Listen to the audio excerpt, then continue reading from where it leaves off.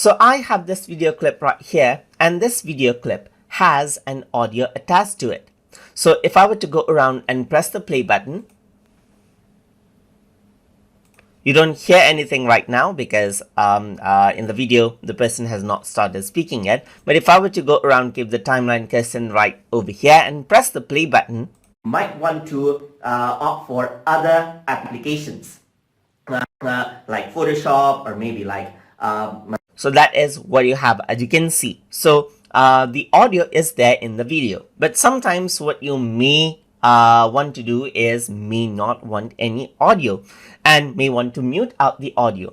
In that case, what you can simply do is for this particular layer, you can mute out the audio right here, just like this. But whatever video you have, let's say for example, whatever video you bring in over here for this particular layer, every audio will be muted right here. Let me just go around and bring in, let's say for example, this video over here on the top right here. You can see that this is what you have. So all of the audio right here in all of the video right here are muted. If I were to press the play button, to explain, it is here, right here, but if I were to bring it to this particular layer, it is muted.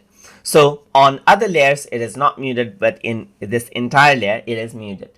But sometimes what you may want to do is you may just want to mute out audio for one particular clip. So to do that, you can unmute it and select out the video and then go on to the audio section over here. Then once you go around over there, you can simply go around and decrease out the volume level to infinite decibels right here.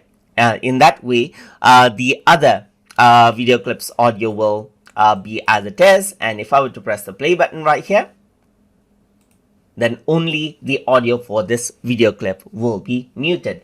And that is how you can go around and mute out audio of video or separate audio files as well. The process is the same inside of CapCut.